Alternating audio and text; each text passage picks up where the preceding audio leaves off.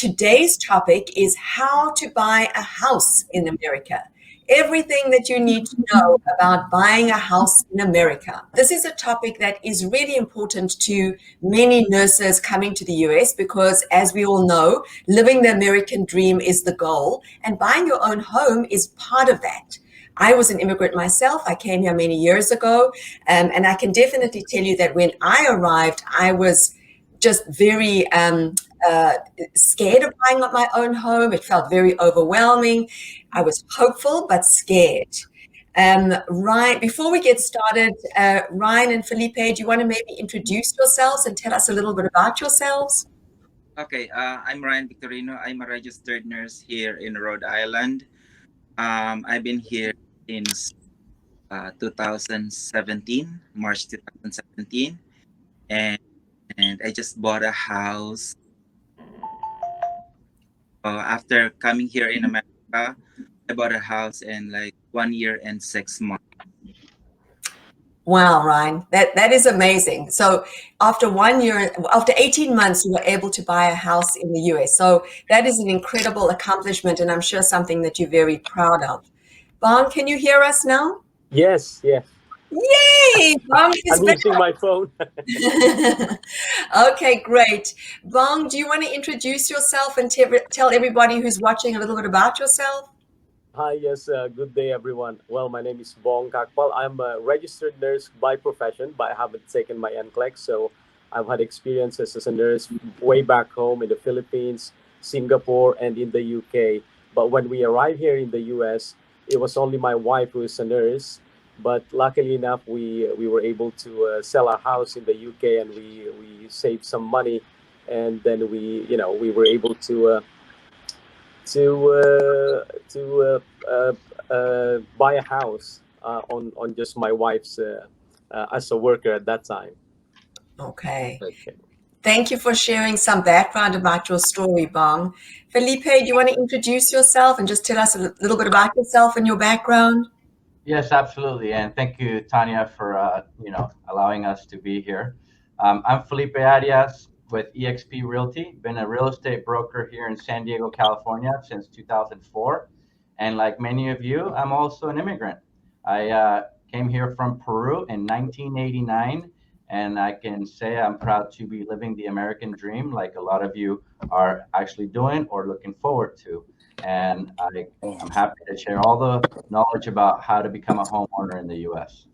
Okay. Well, we can't wait to pick your brain, Felipe, and find out all the questions that any nurse would like to hear about, and how to find a home, how to finance a home, what is escrow, what is what is a mortgage, what is refinancing. So all of those topics are really important to know and educate yourself. Got our full panel, everybody. As I said, this is live, so sometimes we have a few technical hitches, but we're all here. I think there seems to be a little bit of an echo. I know that one of the nurses, Sonny, was saying there's a bit of an echo. So I think if you're not talking, maybe put yourselves on mute. But this is a conversation. So feel free to jump in at any time. Hugo, do you want to tell us a little bit about yourself and your background? Yes, thank you. Well, I've been mortgage loan originator for the past 6 years and 5 years with Mission Federal Credit Union. And we are, I don't know if you guys are familiar with Credit Union, but we are a local depository bank that only works in the county of San Diego. We also help people in different California as well. And so I've been helping people to realize their home buyers experience, helping them to from first-time home buyers to people that are looking to buy from a smaller home to a bigger home, also to refinance people to be able to either lower down the interest rates or cash out. So that's what I do. Okay, well, Hugo, we're really excited to have you on the panel because I think that there are a lot of questions about just some of the things that you even just mentioned now. And I'm not sure if it's Bong or Ryan. One of you seems to be having a little bit of noise interference. So I would definitely suggest put yourself on mute while you're not talking, but feel free to jump in at any time. Okay, so we're going to get started with the topic at hand. For the next 45 minutes, we're going to be talking about buying a house, everything you need to know if you're just joining the show now. Questions like, can a non-citizen buy a house? How to find a house? How do you finance a house? How do you make an offer? What is escrow? How do you refinance a house? How do interest rates work? So a lot of different topics that I think are going to be really important for many nurses. I'd like to start with Bong and Ryan. If you can share with us just a little bit about your story of buying a house. How did you go about finding a house? How long did it take you to make the purchase? Just share a little bit about your story. Let's maybe start with Ryan. Okay, so in 2018, I was working with this mental health worker, TNA, and she told me that she bought a house, and she was so I was amazed and inspired. I told her, "Hey, congratulations! You bought a house. How I wish I could also do that." And she was said, "Yes, you can do that. You're a nurse." And then I said, I don't think so because I just came here last year and I'm just new here in America." And what? And she said, "Why don't you try it? There's nothing wrong in trying." And then that come into my mind that yeah, you're right. There's nothing wrong in trying. So the next day, I called my bank, the Navy Federal Bank, and then I said, "Hi, I'm Ryan. I'm Ryan. I want to inquire about buying a house in like this." And then the question that registered into my mind, like, um, how long have you been here in America? And I said, 1 year, more than a year. And then he said, "Oh, you should be at least 2 years here in America." And then the next question that he asked, how long have you been working in your job? And then I said, also a year. And then at least 2 years here. But anyway, we will try. How much do you need? And then I gave a particular figure. And then he said, "Okay, we'll call you back." And then after 2 days, he called back, "Oh, congratulations. You're approved. You can find your house." So I was really happy and um, very happy that time. So I and my family started looking for a house.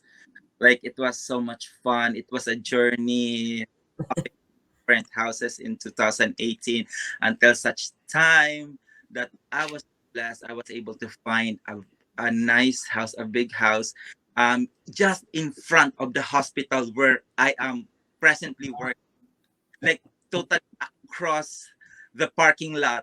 Wow, Ryan. A nice neighborhood. It was owned by a doctor before, so I was really blessed to have this house right now. Wow, Ryan, what a great success story. And I love the fact that you were willing to try, because I think for many nurses, when they come into the country, they think it's going to take me many years to be ready, or I have to be a citizen to buy a house. So there are a lot of myths and misconceptions about buying a house. Actually, also my misconception buying a house yet. Like, I think what was in my mind that time, I could just probably buy a house after 5 years or 10 years, because never I ever thought that I would be approved to buy a house until such time I tried. So my learning is that there's nothing wrong in trying. Nothing wrong in trying. So Christine is saying idol. I think you're her idol, Ryan. That is really inspiring for so many nurses who are watching from all over the world. Bong, do you want to maybe tell us a little bit about your story and how your journey of getting to the point of buying a house? You're on mute, Bong. Yeah, it has always been a dream for us to come here in America. So when that time happens, that when my wife passed the NCLEX, so we started like building a dream house in our own dreams, and so we that came to reality when we arrived here in the U.S. July 2018.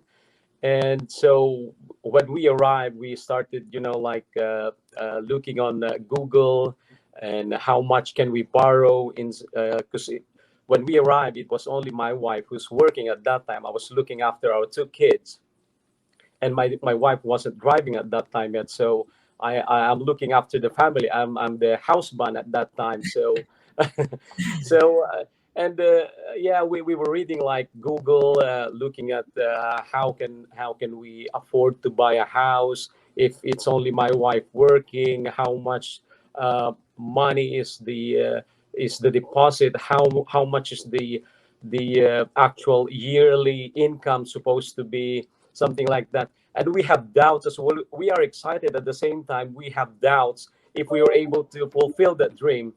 But we didn't stop there. Actually, we just continue reading. We read about the conventional loans. We read about FHA, and we like what Ryan said. Somebody told us about that. You have to be here in the US for 2 years before buying a house. But then, so shall we? My wife and I were talking like, shall we ask or shall we not yet? So, but then again, we continue to search for the house even without like asking somebody if we are going to be approved or not. So we went to look for new houses, built houses secondhand.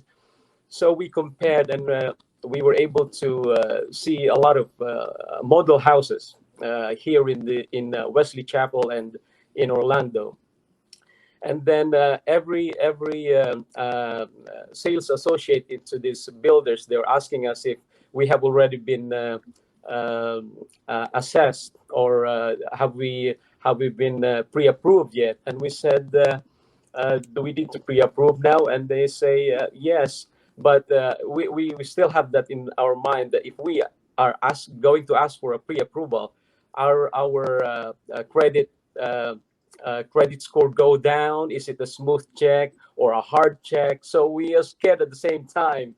So we didn't go there yet straight away. So we just keep going. And then when we found the perfect place for us to settle, the perfect model of the house that we really really like, we didn't, when we saw the model of the house, we didn't want to get out of the house. We wanted to just, like, Wanted to move in right away. Yeah, yeah, we just buy this house and we stay here now. And even our kids were really excited at that time. So then the sales associate into this builder says, why don't we just do an assessment? And then so we still have a doubt in our mind, but come on then, let's do it. And then so we have the assessment. It was my wife working at that time. She's the only worker at that time. So we had it assessed, and then we waited like a week time, and then this staff from whoever assessed it gave us an email and called us that my wife is approved, and we just over to the moon at that time. Celebration. Yeah, and then she said, "You go back to the sales office and just get the land, the lot that you really like, and then start your dream home." So wow, what a great story. So we drove down to because we were in Orlando at that time. So we drove down straight away here in Wesley Chapel and talked to the sales office staff. We closed the property. We closed the lot. And then we started, building the property. And so that was the start. And that was November 20 when we closed the lot, 2019. And we finally moved here in the property June 15, the following year, 2020. So it was like 6 weeks of the building permit, and then so many months, 5.5 months for the actual building. And we were on the way. We were really excited, because we were part of the process and everything up to the end. Wow, Bong, I love it. What a great story. What an inspiration for so many nurses that are watching from all over the world. Some that have just arrived in the US, some that are still waiting to get into the US, and some that have been here for a while that might realize that this is possible. Bong, there seems to be a lot of noise interference from your side. So if you want to maybe put yourself on mute, but feel free to join it at any time to the conversation. So we're going to move to the experts now, to Hugo and Felipe. I see we have a question about what were the conditions of accessing a loan, and we're going to talk a little bit about financing a loan. And do you need a down payment? What is the mortgage loan process? Do you have to get pre-approved beforehand? What kind of documents do you need? What are the common errors people make when they're financing a home? So we're going to talk about financing a home, and also just bring in a little bit about the credit, because Bong said he was worried about his credit. So Hugo and Felipe, if we can talk a little bit about financing a home. And before we actually talk about the financing, I'd love you also to share with the viewers, what are the benefits of owning your own home? So go ahead, maybe Hugo, if you want to maybe start with this one. Sure. Yeah, thank you again. And first I want to say, Ryan and Bong, congratulations. That sounds amazing. Very inspiring story, for sure. And yeah, so there's a lot of benefits of owning your home. I mean, one, that on the long term, you're going to save a lot of money because you have the ability to build equity on a home. So you're also paying, your what you paying every month, it goes towards your mortgage of building that, bringing down the principal. And also, there's also a tax benefit with the interest that you pay as well. So, which is, so in a way, you have two different advantages of actually being able to pay your mortgage. And in the future, with rent skyrocketing and you be able to have like a stable monthly payment, you're also gonna eventually, or potentially in the beginning, save more money than if you were renting out. So there's also say that the wealth that some homeowner can accumulate versus somebody that rent is about 80 times more than a person that's just renting out. So that's one benefit. Then Hugo, can you talk a little bit more about that? Like, why are you going to be saving so much more money when you invest in a house?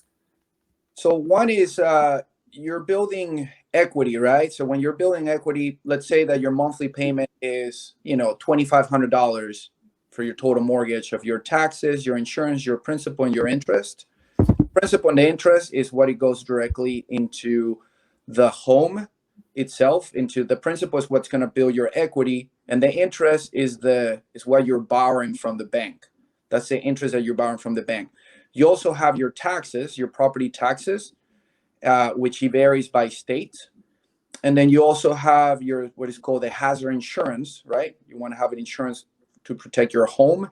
And in some cases, if you put under 20%, for the most part, you will have something called mortgage insurance. Okay. So, combining all those fees and expenses, if you have a condominium, you will also have what is called an HOA, very likely, a homeowners association. And so all combined, when you're paying down the mortgage, you're also going to be building down equity on that home. So when you're building down equity throughout the long term, most programs are spread out through 30 years. So, you might try to pay down sooner than the 30 years, or you will try to refinance along the process to reduce your monthly payments. So after all, by paying down this equity, the moment that you either try to sell your home or refinance, you're going to have some extra money that what you pay, it went down towards these homes. So for people that eventually trying to retire, that could be their, their savings, right? Because that money went in and it never went out. Where when you're renting a home in the different, you're actually paying somebody else's mortgage. You're helping somebody else to achieve this dream to be able to pay off this home. So, yeah. Does it make sense? Okay, so that's very helpful information. And both Bong and Ryan, when they were sharing their stories, were talking about the process of getting approved. Can you talk a little bit about that, Hugo? And also how much is necessary? Because you said 20%. Is that necessary to put down 20% deposit? How does that work? Thank you for that. It's such a great question. And it's such a big misconception because you actually don't need 20% down. In fact, now the conventional loan limit is $548,250. So you could actually go down with 3% down in a lot of cases. And there's also first-time home buyer programs that they can actually help you to potentially complement the other 3% down. There's also ways to finance the closing cost.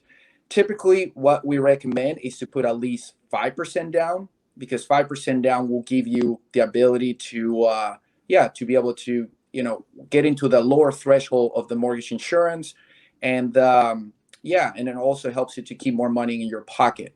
So this loan limit, the 548,250, that's a max. That's a conventional loan limit in the entire United States. However, there's also high balance conventional, which is above the threshold. And states that they're more expensive to purchase a home, they actually have a higher loan limit. And depending on the city, the county, and the state, it actually varies. But as long as you're within the conventional high balance conventional loan limit, you can put at least 5% down, which for a lot of people that helps them, if they have a pretty good income, then or an income that helps with what is called their debt to income ratio, which I'll talk really quick about debt to income ratio, as it's very, very important also to know. So Okay. that's gonna basically what you're doing is, and what the banks and they're calculating is that you're gonna be able to afford this home, and you're not gonna put yourself in a situation that you're not gonna be able to make payments, or if you make payments, then you're not gonna have any what is called the residuals, like money that you have for your own expenses to take care of yourself, pay your other debt, whatever expenses you have. So typically, and this is something that I believe Ryan talked about, which is who provides the conventional loan limit, the conventional loans in the United States, which is bigger players are Fannie Mae and Freddie Mac, which are the ones that can, that help that the 30-year fix stays on the rate, and be able to be affordable. Then you also have what's called FHA loans, which also Ryan talked about, and VA loans for veterans. And there's also what are called portfolio programs for other banks. But I'm not going to talk yet about this to not try to confuse anybody. So the reason why I mentioned this different organizations is because they each have a different debt to income ratio in order to purchase based on your situation. Okay. So what Fannie Mae and Freddie Mac, they usually allow you to go between a maximum of 45 to 50% debt to income ratio. Okay. Sometimes they might do a manual underwriting to like 51. Yeah. So what does that actually mean, Hugo? And then, so the meaning is the debt to income ratio is your total monthly obligations. Okay. So let's say, excluding, your cell phones or your electricity bill, but the monthly obligations with credit. Okay. In this case, could be your credit cards, your auto loans, personal loans. And then what happened is your monthly payment on those, get all that up, and then they divide that by your total income, your gross income. So in this case, when somebody's employed, they're going to receive something what is called a W-2. Okay. And the W-2, it's going to break down what they earn annually. Okay. And this could be a combination of salary or hourly income, and plus bonuses and so on. So something that Ryan and Bong mentioned, it was about the 2-year history. Okay. So what they do is that they look at, if you're employed, they're going to look at your salary income as what's your monthly income, right? So they look at your, what your monthly income is, and then what they do is they divide your total monthly debt obligation by your monthly gross income. That's going to give you a number. Okay. Now, to get your full debt to income ratio, which is going to tell you what you can afford, they're going to add to that what your monthly obligations will be on your home as well. So if you have, let's say, a $500 monthly obligations with credit cards, auto loans, and so on, and let's say that your mortgage payment with taxes and insurance and everything combined, it's going to be another $2,500. So then that combination between those two will be $3,000. Okay. So let's say now your monthly obligation is estimated to be $3,000. And then let's say that you make $10,000 a month in gross income. So what would happen is they'll divide the the 3,000 divided by 10,000. Okay, so that's going to give you, in this case, 30%. So in this case, your debt to income ratio, which is called, the back ratio in this case, which is a combination of all your total debt, including your mortgage debt, it's going to be 30%. So that would be pretty good. That means like about 30% of your gross income So goes. you would probably get approved in that case. So that would be one income. They'll Okay. a credit, right? So the next one will be, your credit, which also Ryan Bong talked about the different, the range. Okay. So the range, think rate, different, the different Equifax, Experian, and TransUnion, which are the organizations that, that provide what they call the FICO scores. Uh, what they do is they all have different, similar charts from like, I think it's like 450 or something to like 850. That's kind of the range of FICO scores. So in this case, Fannie Mae and Freddie Mac, they will look at the minimum you can go with them is 620 FICO. And obviously, the higher, it's better. So over 720 is considered already good. So most lenders over 720 FICO can provide you the best case scenario as far as the rate goes. Okay, thank you, Hugo.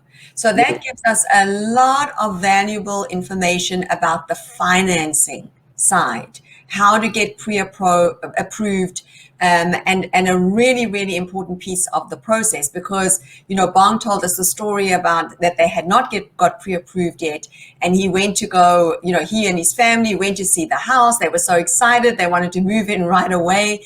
And imagine the disappointment if he did not get approved. So it's a good idea, like Ryan did. I mean, I would think, Hugo and Felipe, to get pre-approved before, correct? 100%. Okay. So first, sorry, go ahead. Go ahead. And what I was going to say, something that in this case, Felipe can 100% agree on this, is that, and this is what Bong went through, is that when you're ready to even consider going shopping or start looking for homes, we always recommend you get approved. Not pre-approved, get approved. Have you find a loan officer and that can really help you to get the process started and get your income, credit, and assets reviewed by an underwriter. Okay, thank you, Hugo. Mm-hmm. Yeah.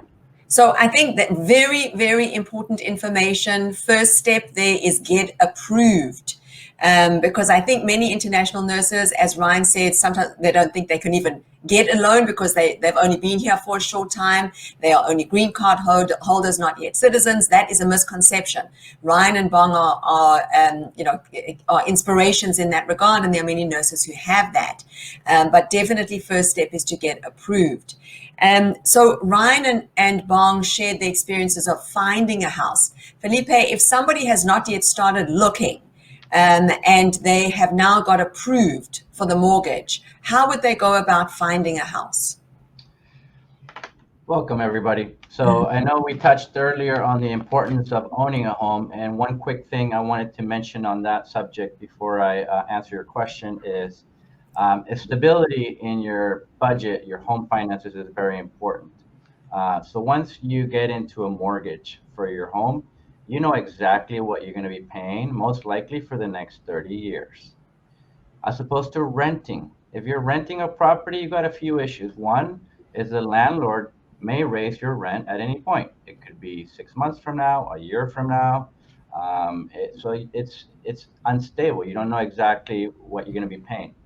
Second, obviously, what Hugo touched on was building equity on your home. When you're renting, you're not building equity. The landlord is building equity and you're helping him with it. Number three is you want to feel like you own the property. So you want to put your own flavor to it. You want to paint it how you want it.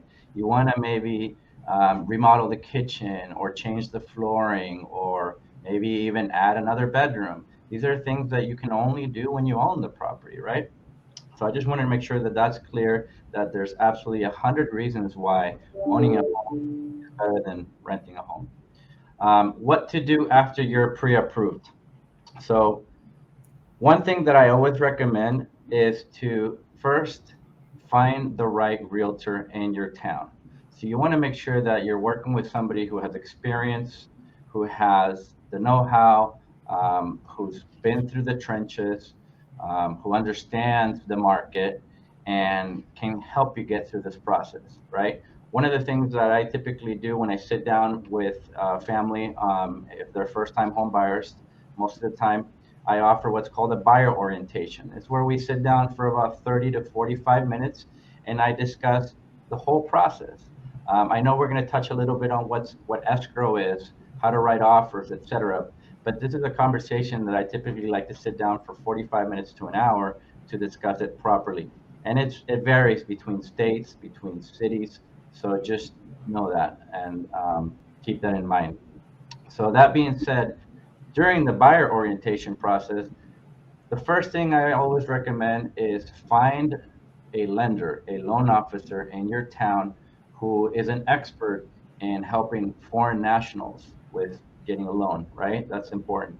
Secondly, like Hugo mentioned, have them not just pre-approve you, but get you the full underwriter approval where they've already looked at your taxes, they already looked at your pay stubs, they looked at your bank statements, they look at your credit, and they give you an approval letter, which has a lot more weight when we go to submit offers, right?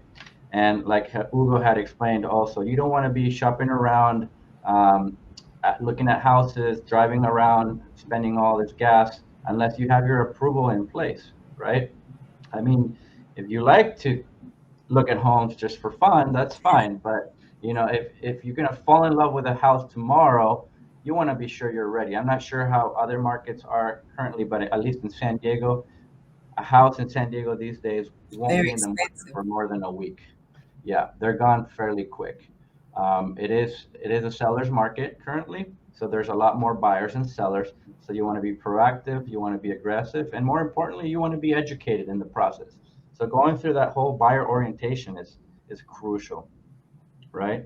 Um, Through the buyer orientation, like I said, we talk about what escrow is, how to write offers, and also the other thing is the needs analysis. Exactly what is it that is important to you? So if you had to write your top 10 most important things about where you want to live, is it A, I must have 3 bedrooms, or B, I must live near the beach, or I have to have no more than a 15-minute commute to work. I must be near the best school district in my town because I have 2 kids and I want to make sure that they have a great education. I want to make sure I'm living in a safe environment in a town where the crime rate is low because I want my family to be safe.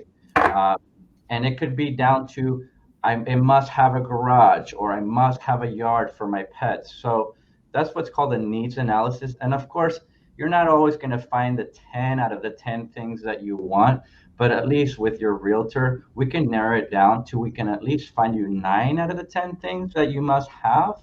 And then some people even realize that some things aren't important as others. As we go through the list and you start rating it from 1 to 10, what's more important? Some people realize, you know what, now that I think about it, it is important for me to be 10 minutes from work because I don't want to spend half of my life driving on the freeway and putting myself in danger every day, right? Or like Ryan, who's across the street. Yeah, hey, that works. I'm sure that's nice and convenient, right? Ryan, you're on mute. Can't hear you. Ryan, you're on mute.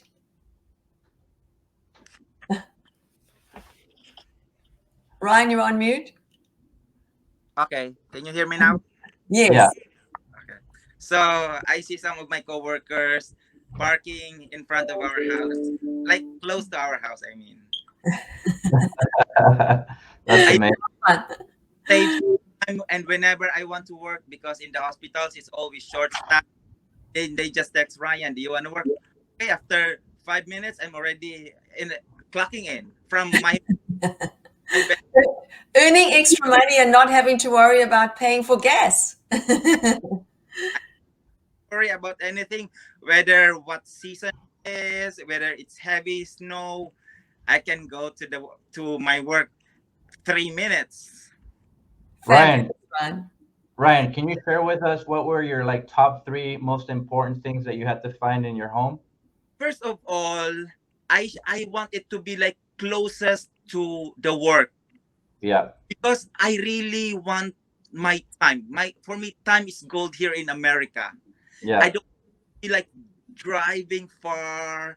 I want it to be like close to the house. And there uh-huh. are times that I take my break in, Uh, for example, I have 30 minutes break. I go to the house and eat quick and then go back to work. So that's that's why, great. Very That, cool. yeah. What about you, Bong? What was the most important thing to you? You on mute, Bong. Yeah, well, at that time, our we were trying to tick boxes like at least the house is from 4 bedrooms. So when we have friends coming over from the UK, then we have a spare bedroom for them. Ah, The 3-car garage, because we experienced in the UK, we didn't have any garage, so all our stuff are in the ceiling of the house. in the So attic. yeah, in the attic. So that's it. And we wanted the up and down house and like an open plan of the dining and the salas. So that's what we Fabulous. were looking at that time. Yeah. And it's so interesting, Felipe. I think it's such a great idea to actually write that down. What is the needs analysis is a key factor. And also because everybody's different. If you listen to Ryan and Bong, everybody's different in what they're looking for. I'm just looking at the comments as we're speaking. So Sony is saying, Tanya and the team, this was very thoughtful of you. I'm so grateful. I see many of the nurses are tagging their friends. Please tag your friends and colleagues on the show. The Lafora Talk Show is all about nurses helping nurses. So we want to make sure that you help your friends and colleagues by helping them get the information about that they can buy a house. And as Chris said, heartbreaking if you fall in love with a house and end up not getting it. That is the worst. That actually happened to me and my family when we arrived here because we didn't know about what Hugo and Felipe are suggesting of getting to get approval beforehand. So lots of people making comments. If you have any questions for the panel, please put them into the chat. Sony says needs analysis is a very key factor. Felipe, thank you for highlighting that. So lots of great comments there. Bong, if you want to maybe put yourself on mute, if you're not talking, there seems to just be a little bit of noise interference. So let's just talk a little bit. Gosh, we are running out of time. We've got 15 minutes. But let's talk a little bit about making the offer. Because, this can be a very stressful part of the process, making the offer. And it can be very nerve-wracking. I can tell you from my personal experience, when we bought our house the very first time in the US, I never get sick. I'm just like one of those people. I never get flu and, I never get flu or anything like that. I got pneumonia when we put in an offer for our house because I think I was just so stressed out. So Ryan and Bong, can you tell us about just real quick about like the offer process? Ryan, when you put in an offer for the house, what was that process? What was that process like? So when we already actually when we already see this house, it was already taken by somebody else. Like it's on the process. So we were so sad, like because I love this house. The kitchen is big. The house has 5 bedroom. And then after a while, the realtor said, "Oh, it was already taken, but it's not yet finalized. You're in the waiting list." And then after 2 days, they called me, Ryan, you can have the house because the one that got the offer, I think was denied. So we were so happy. So again, the price is the same, but we make sure that the house is good condition. Um, we didn't anymore ask to lesser the price because we love the house. That's Okay. most. Yeah, so it can be very stressful because it's kind of like a fluid situation. I've heard many realtors say that making the offer is a science and an art. Felipe, tell us a little bit about what is the process for making an offer, and I see Sean asked a question. Can you also share a little bit about the market conditions right now and what a buyer could expect? Absolutely. So, like I said, and every market is different. So make sure that your realtor keeps you up to date on what's going on with the market. If you're in a seller market like we are in San Diego, which means that people are making multiple offers on a property at a given time. It could be anywhere from 10 to 15 to 20 offers on one home. So your chances are 1 in 20, 1 in 15. So you want to make sure that your offer stands out, right? So what do I mean by that? First of all, you want to make sure that you have your approval letter. I think we already touched on that several times. Second, if you're putting a down payment, you want to attach what's called proof of funds, a bank statement or something that shows that you have the money for the down payment. And then make sure that your realtor writes a very clean offer that's straightforward, that you're not asking for too many little things. Just keep it simple, to the point, and make sure it's a strong offer, that you're not trying to lowball the seller, right? That you're either offering what they're asking or even go above and beyond what they're asking. In San Diego, California, for example, the average sale is selling for 5% above what sellers are asking. So if that's the norm here and you really want that house, then I would suggest offering 5% more than what they're asking, or maybe a little more. And then we touch into what's called the contingency periods. In any given offer, there's timelines.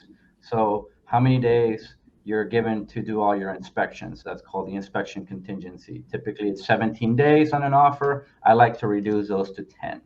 How many days do you have to do your appraisal? An appraisal is where a third party comes out and evaluates the property to make sure it's worth what you're offering. Typically, at 17 days, I like to reduce down that to 14.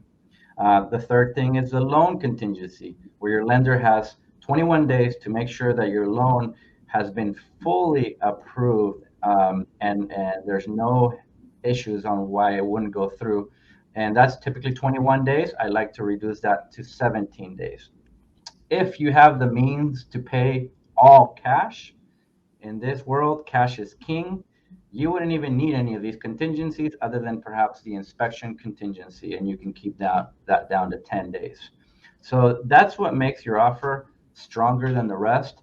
Now, another thing that I like to do personally is I like to build rapport with the listing agent or the seller's agent, the person that's representing the seller.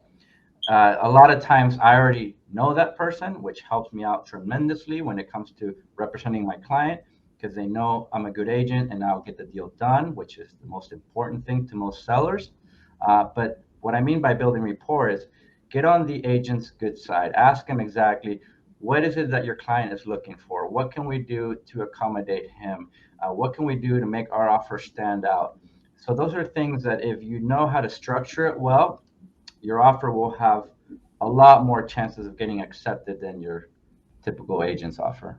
Okay. And that really goes back to the point, Felipe, of getting an agent who is experienced and who also knows the market in your particular area, because I think that can be a really important thing. So when you are choosing your realtors, to ask a lot of questions in that regard. And Peter has a question. What if you don't have a social security number, but you have a relative that can let you borrow money to buy a house? Question is can you still be approved from loan company, even if you don't have your papers yet, but if you have the funds? Hugo, if you maybe want to take that question. Sure. Well, there's ways to do this. So typically, if you have a social security number, okay, and you're not a citizen or not a permanent resident yet, and you have, excuse me? No. I was just saying, I think that most nurses that are going to be watching are going to be permanent residents, because that's how they come into the country. There will be permanent residents, or they're not going They to. will be a green card holder, permanent resident, correct. Then you're already there. You already have your social security number, which is a big part of the, of the information that you need. And then also you have to show 2-year history. It doesn't necessarily mean to be here in the U.S. You can have 1 year here in the U.S. and also have history, that you were working as a nurse in your country. And also school works too. So if you were going to school You can also get your transcripts and translate your transcripts, certify them, and that can also work as experience and part of your 2-year history. So that is one of the, that would be for the experience and income portion. Then also, and you mentioned about what if a relative has money to be able to lend you. I wouldn't try to really call it lend it. I mean, like if they're lending to you, then that's gonna create I would say, open a can of worms. But there's something called allowed of gift funds. Okay, gift funds. You can receive gift funds from any relative. Okay, and in this case, Freddie Mac, Fannie Mae, even FHA, they allowed an unlimited amount towards your down payment, your closing costs. So that's not going to be an issue. You know what I mean? So. Okay. Yeah. So thank you for that, Hugo. Peter, I think Hugo has given you a lot of information in that regard, but it's probably a good idea, to speak to your a realtor and your loan officer and look at get information on your specific circumstances. So that hopefully can help you with that question. Chris is asking about the percentage to add to the price list, and I know Felipe covered that question. Newman is asking, is renting better or buying? So Newman, if you missed the beginning of the show, we did talk about the benefits of buying a house, and there are numerous. And I see Newman is tagging some of his friends and colleagues. Please tag your friends and colleagues who are watching. Newman is also asking, can we show credit history from other countries? To anybody on the panel. Felipe? Felipe, does your credit history from other countries help? That would be a question more for Hugo. I know that, for example, there are, and this will answer the question from the previous person about can you get a loan if you borrow money from somebody else, even though if you don't have a social security number. There's what's called hard money lending as well, where they don't really look at your credit. They don't really look at your immigration status. What they look at is how much equity is the property has. So let's say that you're buying $1 million house and you're putting $500,000 down. This hard money lender will lend to you because they know that if you default on that property, they will end up with $1 million property, right? So they'll gain $500,000. So for them, there's little risk. So it's all about risk to the lender, right? That's what's important. So as far as lending, there's always going to be a way. Maybe Hugo can touch if credit in another country helps you in this country. I'm not sure.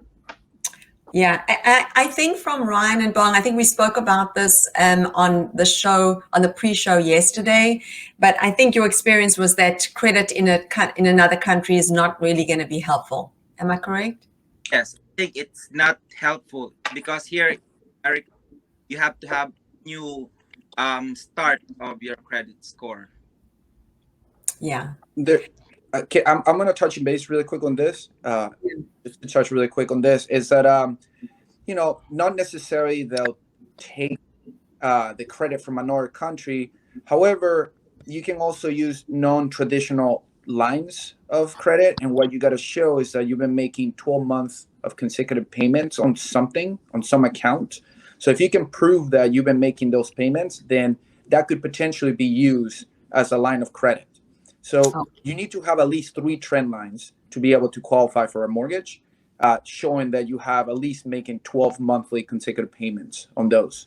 So thank you for that clarification, Hugo. That's helpful.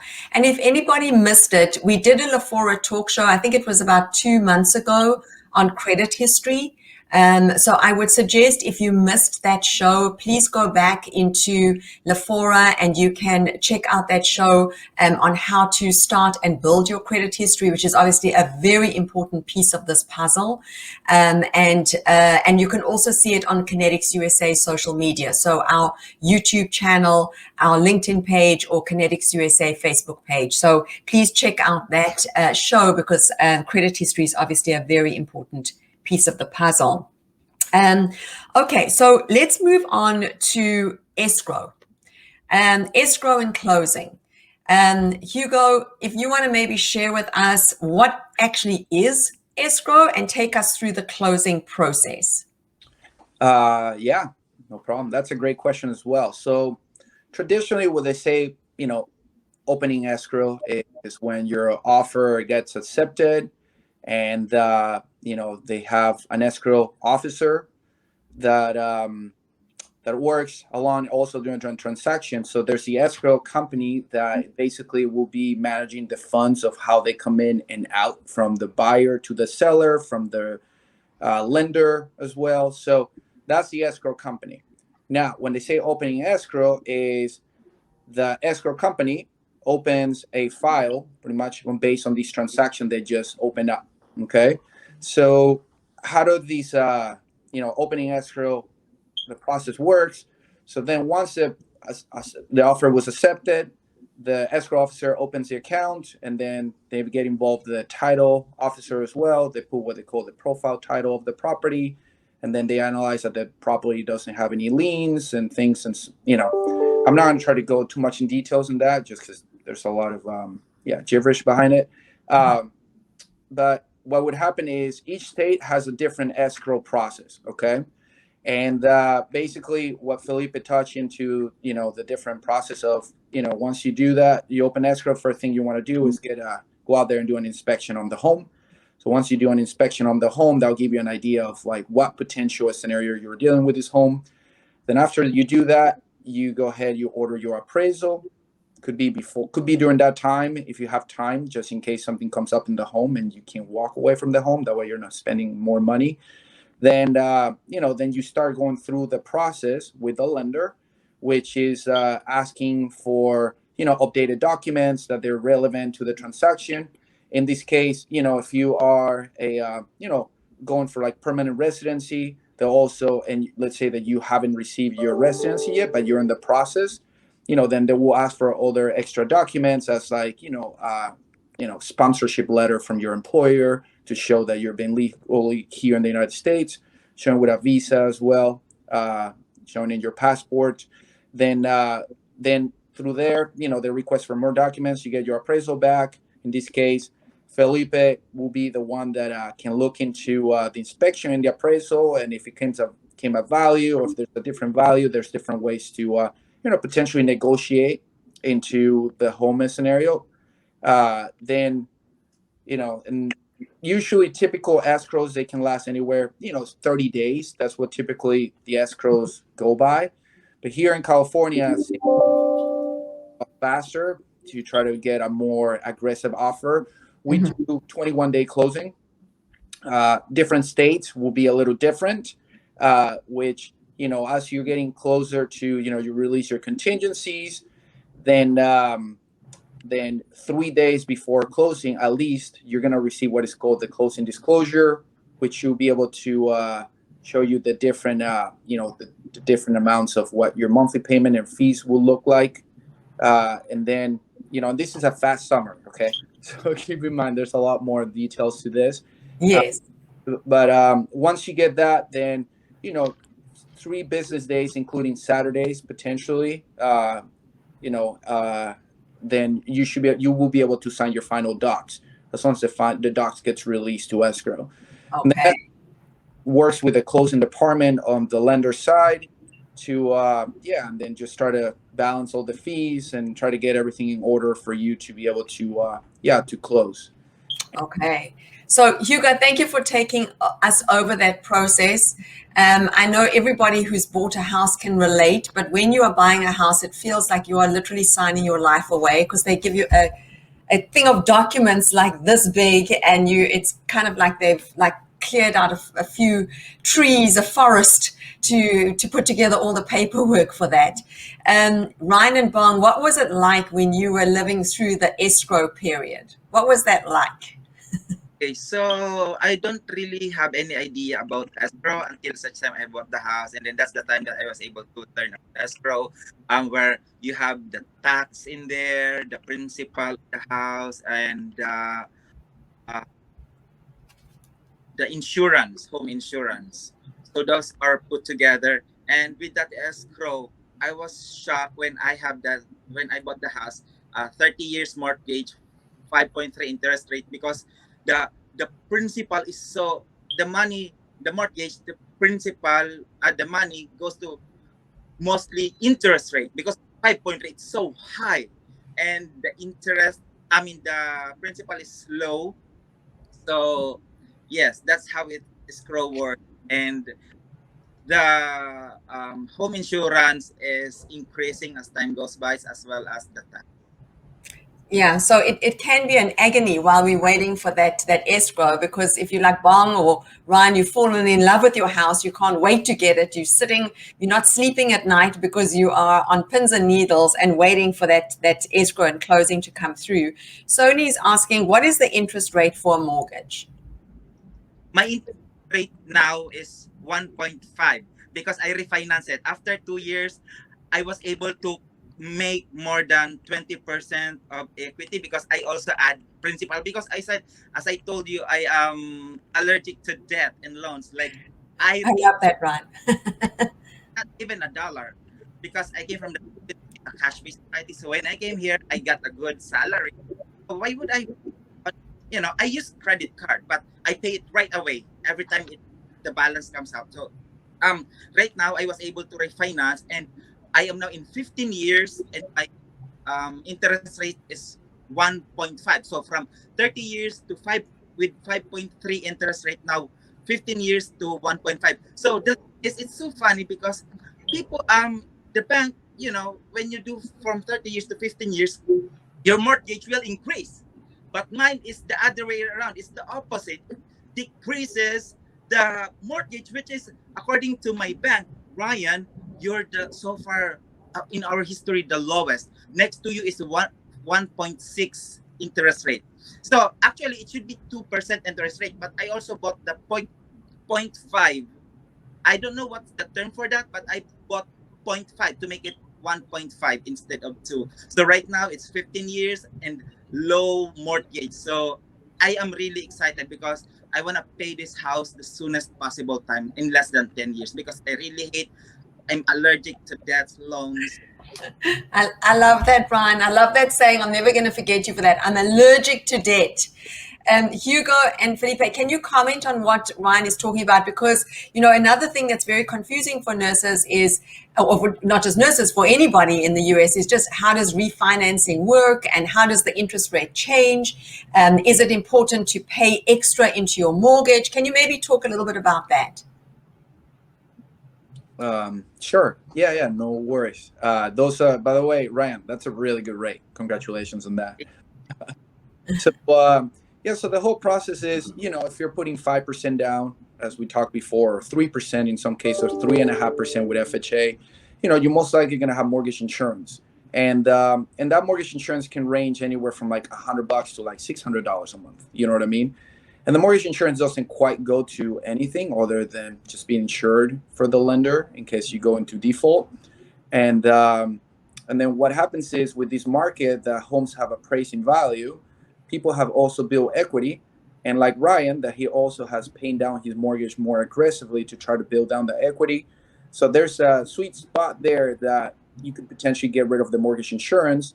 And with the rates being as low as they've been, people have been looking for the advantage to try to get into a lower rate. Now, something that Ryan touched base is he bought points to try to get a lower rate. So there's different type of programs. They're what they call adjustable rate mortgages, that they have like some timeline, 5 years, 7 years, 10 years, and so on. That after that initial part of time, they get to adjust. Or you can get like a 30-year fix or a 15-year fix, which means that your payment will never change. It will be exactly the same throughout the lifetime of your loan. And something that people really do is try to refinance and try to get rid of the mortgage insurance and reduce their monthly payment. So Ryan, in this case, the base rate was 2% for a 15-year fix. He went ahead and bought half a point to try to get to 1.5%, which is pretty smart if you're staying in this home for the next 10 to 15 years. You're not planning on doing anything else. So a lot of people, they just want to feel more comfortable about that. And he was able to reduce his mortgage payment from 5.3 to 1.5, which is Wow. a big difference. So yeah. So that being said, that's a lot of people look to the refinance for that reason, or other people, they decide to do upgrades on their homes. So they get either a home equity line of credit, or with their credit cards or a line of credit, they decide to build on their home. They start remodeling and doing all these different things. So now the home goes up in value as well, because now there's all these, a new kitchen or a new addition to the home. So immediately they have all this money that's tied up to the home. So what they do is they refinance, they pull the cash out from the home, they increase their loan amount a little higher, but to be 50, 60, $100,000 more. But what happens is now they have an interest rate, as what Ryan said. I mean, 1.5 is pretty aggressively low, but I would say anywhere from like 2 to 3%, or 2 to 4%, depending of credit and so on. But that's better than having a credit card, $50,000 on a credit card at 16 to 20% interest rate, which is variable, and it doesn't really serve a purpose other than it's debt. Where even the interest that you pay on your home is tax deductible. So that also, in a way, is helping you based on depend of your tax bracket. It can also help you to get more money at the end of the year back when you get your taxes. So that also helps to save money in a long run, in a long term. So a lot of people look to refinance to satisfy those scenarios and get in a better financial scenario. Good. That's great. Thank you for clarifying all of that, Hugo. And I see Sean had a question about the discounts and lowering the interest rates. So Sean, I'm glad we could answer that question for you. We have gone way over time, but this was such an interesting discussion. And I know we had a few technical hitches in the beginning, so that's why we've gone a little over. So we want to finish up now. I think I tried to get to as many questions as we could, but we are out of time. So I wanted to thank everybody for joining us today. To Hugo and Felipe for your expertise. Thank you for sharing your information and your guidance and your advice to any nurse who is now thinking of owning a house, buying a house, or if you have already bought a house and looking to refinance that house. And to Ryan and Bong for sharing your experiences. It has been so inspiring and so encouraging, I know, for so many nurses. I'd like to finish off with Bong and Ryan. If you can maybe just for 2 seconds, just share with us what that feeling was like when you slept in your own home for the first time, the first night that you and your family slept in your own home. Ryan or Bong, do you want to go first? Yes. Go ahead, Well, we were over the moon at that time when we we moved in. Even on the because there's something like a process that they're gonna show us the property before we even close it. So I feel like I don't want to come out of the house already. So yeah, we are over the moon at that time, and then we just thank the Lord that guide us over this process, and it was a long process, but it was worth it. And now we are the owner of a 5-bedroom house, 3-car garage, up and down. Our community pool is just across the street of our house, just literally in front of our house. And on the other side of our house is the schools of our kids. It just 5 houses away. And we got a prime lot because we are one of the first owners of the properties here in the new community. So we got a prime lot as well. So it's just more than what we asked for, actually, more than what we have ticked into those boxes that we were looking for. So we are very thankful, and we were so just amazed and everything, just very thankful at everything that we had. Wow. That is so, I can literally get tears in my eyes, Mom, when you're speaking, because, as Felipe said, you want to do that needs analysis before you go and find a house. And here you find yourself in a situation where you actually got more than you were even dreaming of. So for any nurse that is sitting, overseas in the Philippines or anywhere in the world and thinking that this can never happen to you, it's happened to Bong and his family. And just so grateful that you were able to live the American dream like you have. Ryan, what about you? Final words. As our experience is that when we saw this house, we fall in love right away, and like we don't want to we want to take this house. And then it's just the tip of the iceberg, because after we move here, we feel goosebumps because we love the kitchen, we love the bedroom and everything. It's 5 bedroom, 2 car garage, and it's in a good neighborhood. We're close to fire department, to school and restaurants, and we're like in front of the hospital. So it's also more than what we're asking for, and we're also beside of a beautiful park. And right now, aside from those, whenever I check my the mortgage, and the equity of my house, because I already paid almost half of the principal of the house, like Wow. just a matter of 3 years, because I am so aggressive of paying this house. So I can see that my assets is really getting high, more than anything else, more than this is the best business. So I am planning actually to buy another house, Wow, Ryan, look at you. What a success story. I love, but I feel like I am getting into real estate property, because I just couldn't believe that in just a matter of 3 years my asset gets so high. So, and it's easy peasy. I don't Easy peasy. the proper, I mean, the value of this is so high. So, oh my goodness, real property is really the best business. Well, that is the perfect place to end off today's show. Everything that you need to know about buying a house.